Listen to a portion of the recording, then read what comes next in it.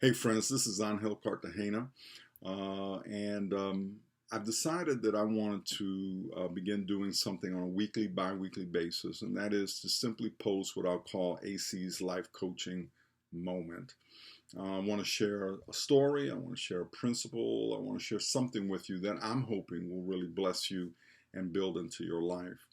And as I was thinking about what should I do for my very first one, I couldn't help but think about a situation that happened some years ago when my family and I owned horses. I owned a horse named Jake. And for those of you who know horses, Jake was a quarter horse.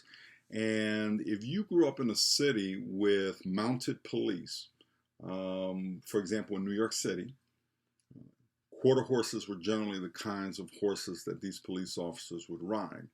They don't spook easily. They don't scare easily. In fact, if something happens that's surprising around them, there's sudden movement, they plant, take inventory of what's happening around them. Because what I found out about quarter horses, as I enjoyed Jake's company, is they are very protective of their riders. That is their goal. They're somehow designed in such a way that they will always look out. Now, the rest of my family did not have quarter horses, and those horses tended to be tentative, sometimes outright scary. And I remember one day we were on a trail ride, and we actually kept the horses at barns across from a county park that had trails. And what was great about that is the county maintained it. It was really nice, little park. And it was really convenient because after work or sometimes on weekends, we could get out there, saddle up the boys, and go for a ride, and everything would be great. Well, the county, as I said, maintained this park, and it happened that on this particular ride, it was a Friday evening. The county workers were doing work on the park, and I guess the end of the day came and they still had to come back Monday to continue the work, so they just left the bulldozer parked and locked right there by the trail. So as we're riding along, it was my practice always to ride at the back. If anything happened to either the other horses, but more importantly my family, I wanted to be able to move into action, and so I needed to see them. I didn't want to hear something behind me. And lo and behold, we come upon the bulldozer. And these tentative, scary horses refuse to budge. They're like, we don't know what that thing is. I have no idea what it does. I'm not moving 1 inch. So at this point, what I do is I call out to the family and I ask them if they would move to one side. And usually I'll call it out depending on what's on the trail, move left, move right. They did, and so Jake and I rode up past them and right up to the bulldozer. And I've done this several times with many things that Jake was tentative about himself, where I would slowly just guide him to it. And what he'll do is he'll stretch his neck out. He doesn't want to get much closer than he has to, but just close enough to stretch his neck out and smell whatever it is.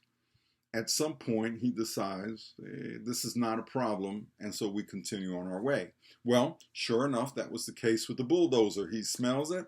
He kind of looks back at the other horses like, I don't know what this is, but it's not dangerous.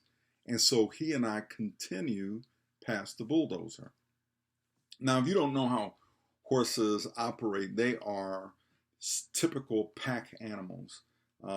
They will follow a leader. And so as we passed the bulldozer, the other horses looked and eventually moved and followed behind Jake, even though moments ago they wouldn't move because of this bulldozer, but they rode past. And then, of course, the practice was as soon as we got up a little bit farther ahead, I would move over, let my family pass, and take my place behind them again.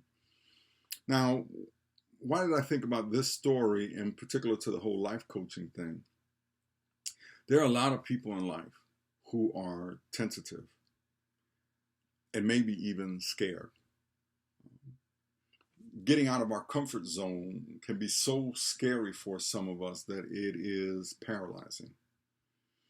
And I bring this to your attention. Why? Because oftentimes there are people who have great contributions to make to society. They have awesome things to accomplish, but they're waiting on Jake to show them that, hey, I don't know what's going to happen in your future. I can't make any predictions, but there's no danger here. There's no danger here. And sometimes they're looking for you to be that Jake to take the lead and show them past the bulldozer that is preventing them from accomplishing their God-given purpose, so that they can know that there is no danger, that they may proceed. And so think about that as you look to maximize your God-given potential, as you look to accomplish your God-given purpose. Remember that there are times when there are people waiting for us. They're waiting for us to be their Jake. I hope this blesses you.